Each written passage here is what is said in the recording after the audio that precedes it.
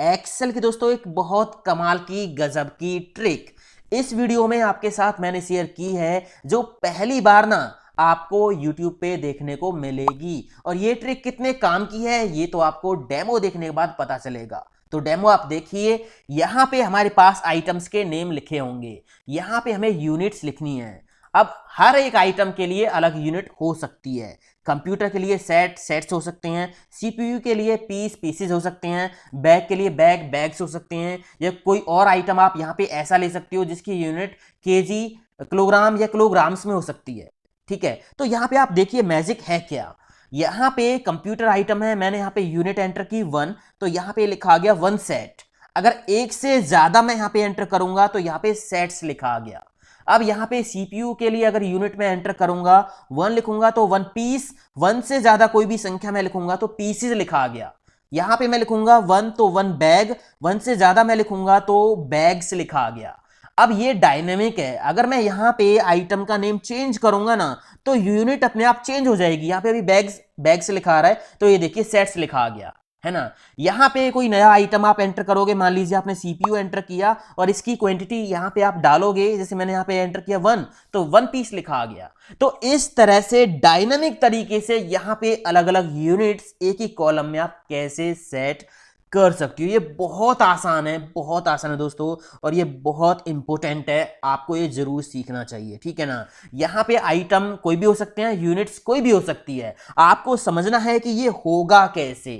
तो ये magic trick बहुत कमाल की है, इसको बिल्कुल भी मिस ना करें और इस वीडियो को फटाफट लाइक करें। जिन दोस्तों ने चैनल को सब्सक्राइब नहीं किया ना, सब्सक्राइब करें, ऑल नोटिफिकेशंस ऑन कर लें। मैं हूं दीपक, आपका दोस्त। Let's begin this topic.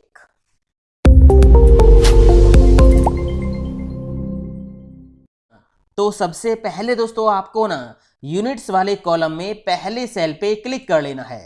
Click करने के बाद आपको जाना है होम टैब में, कंडीशनल फॉर्मेटिंग पे जाके न्यू रूल्स पे क्लिक करना है। तो न्यू फॉर्मेटिंग रूल्स की विंडो आपके सामने आ जाएगी। यहां आपको सिलेक्ट करना है यूज ए फॉर्मूला, और यहां पे आपको एक छोटा सा फॉर्मूला लगाना है। अभी हमारे पास दो कंडीशन है। पहले तो ये चेक करना है कि इस सेल में आइटम नेम है क्या, फिर यहां पे हमें यूनिट लगानी है। ठीक है, मान लीजिए हम कंप्यूटर की जो यूनिट है उसको हम सेट एंड सेट्स में कर रहे हैं, पीसेस में भी कर सकते हैं, कैसे भी कर लेना, पहले आप समझ लो। ठीक है, मैं यहाँ पे सेट एंड सेट्स में करूंगा। पहले यहाँ पे चेक करना होगा कि यहाँ पे कंप्यूटर लिखा है। ठीक है, लिखा है तो फिर यहाँ पे चेक करना होगा कि अगर यहाँ पे 1 है तो 1 सेट लिखा है, 1 से ज्यादा संख्या है तो सेट्स लिखा है। तो पहले तो हम यहाँ पे चेक कर लेते हैं यहाँ पे क्या लिखा हुआ है। इक्वल का साइन लगाएंगे और इस सेल पे क्लिक करेंगे। अगर इस सेल में जो वैल्यू लिखी है वो बराबर है कितने के, कंप्यूटर के, तो मैंने यहाँ पे कंप्यूटर लिख दिया, डबल कोट्स कर दी बंद। अब इस सेल पे जो रूल हम लगा रहे हैं वो हमें नीचे भी कॉपी करना होगा। तो यहाँ पे कॉलम के सामने का जो डॉलर है इसको हम हटा देंगे। ठीक है, इसको हटा दिया तो पहली कंडीशन तो ये लग गई कि अगर यहाँ पे कंप्यूटर लिखा है तो फिर आगे हमें काम करना है। मैं पहले अभी कंप्यूटर के लिए आपको लगा के दिखा रहा हूं, बाकी आइटम्स के लिए आपको कैसे लगाना है वो अभी बाद में पता चलेगा। ठीक है, तो पहली कंडीशन हमने यहां पे लगा दी। फॉर्मेट पे हम जाएंगे। ठीक है, अगर इस सेल में कंप्यूटर लिखा है तो फॉर्मेट पे जाके हमें क्या करना होगा, नंबर फॉर्मेट लगाना होगा। कस्टम पे हम जाएंगे, यहां जनरल को हटा देंगे। ठीक है, जनरल को हटा देंगे। अब यहां पे कंडीशन हम कैसे देते हैं वो आप समझिए। ये वाली ब्रैकेट हम लगाएंगे। ठीक है, ब्रैकेट लगाने के बाद इक्वल का साइन लगाएंगे 1। ठीक है, क्योंकि हमने ये सेल सिलेक्ट कर रखा है कि अगर इस सेल में संख्या 1 लिखी है तो ब्रैकेट हम बंद कर देंगे। कंडीशन तो हो गई ये वाली। फॉर्मेट क्या लगाना है, स्पेस हम देंगे, हैज का साइन लगाएंगे और फिर स्पेस देंगे, फिर डबल कोट्स के अंदर हम यहां पे लिख देंगे सेट, डबल कोट्स बंद। अब यहां पे हैज का मतलब यह है कि जो नंबर यहां पे आप लिखोगे 1 2 3 वो सेम आ जाएगा, और स्पेस देके वहां पे सेट जो है लिखा आ जाएगा अगर सेल में वैल्यू 1 होगी तो।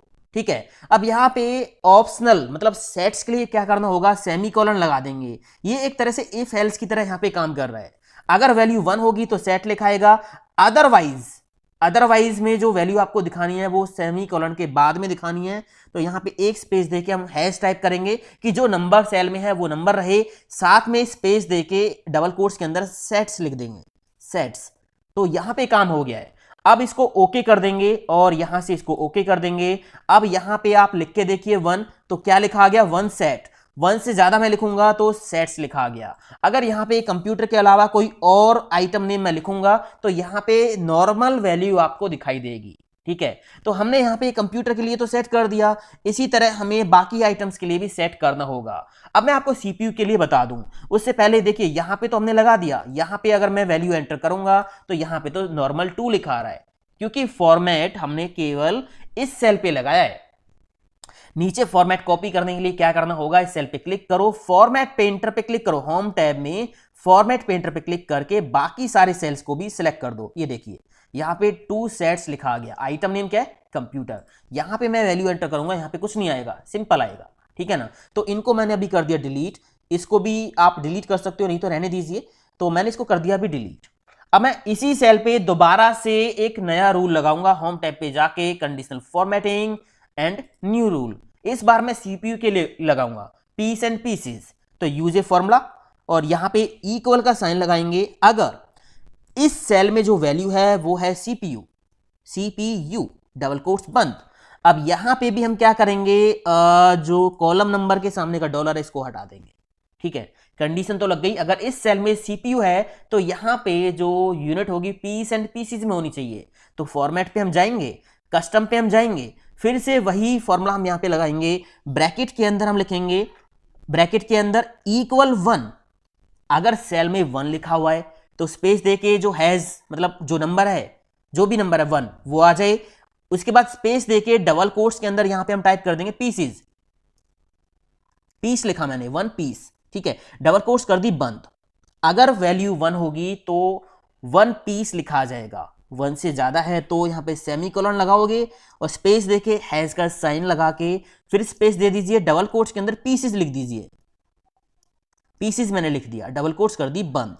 इसी तरह आप यहां पे कितने भी आइटम्स के लिए यूनिट्स अलग अलग सेट कर सकते हो। ठीक है, तो अभी मैंने इसको ओके कर दिया और ओके कर दिया। अब यहां पे आप देखिए लिख के मैंने यहां पे 2 एंटर किया, क्या लिखा रहा है 2 सेट्स।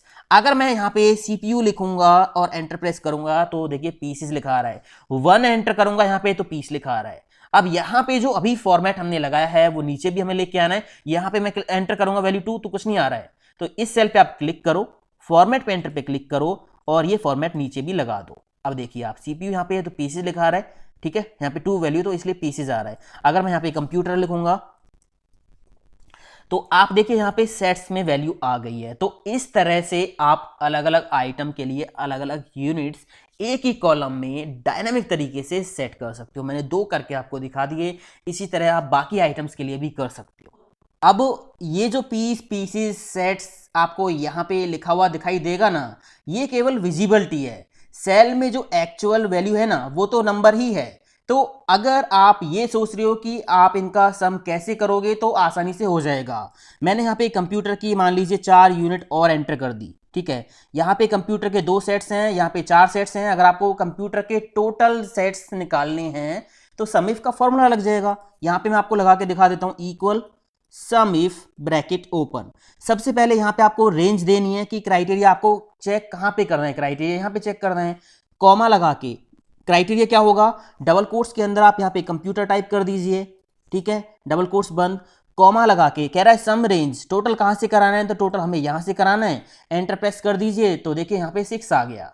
तो इस तरह से यहाँ आप जो यूनिट्स हैं उनके टोटल भी आसानी से कर सकते हो सम इफ का फॉर्मूला लगा के। तो उम्मीद करता हूँ दोस्तों ये ट्रिक आपको समझ में आई होगी और ये बहुत काम की है ना। कोई भी इनवॉइस हम बनाते हैं या कोई भी हम आइटम्स की लिस्ट बनाते हैं तो वहाँ पे ये ट्रिक बहुत काम आएगी आपके। तो इसको आप प्रैक्टिस करके देखिए, बहुत आसान है। और ये वीडियो अच्छा लगा तो लाइक शेयर कमेंट करते जरूर जाना। चैनल सब्सक्राइब नहीं किया है तो सब्सक्राइब करते जाना। मिलता हूं अगले वीडियो में। थैंक यू दोस्तों, हैव अ नाइस डे, जय हिंद, वंदे मातरम, टेक केयर।